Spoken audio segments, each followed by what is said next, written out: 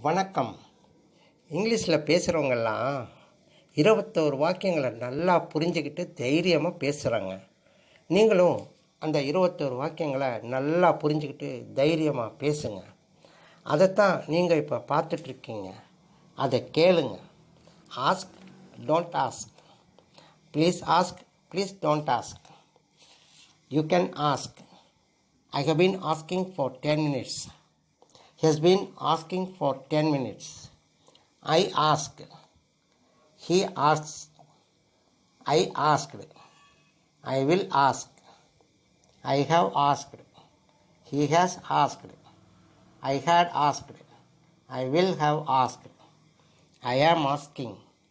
We are asking. He is asking. I was asking. We were asking. I will be asking. உங்கள் சந்தேகங்களை கமெண்ட்டில் அனுப்புங்க. நாம் விவரிக்கிறோம். வாழ்த்து.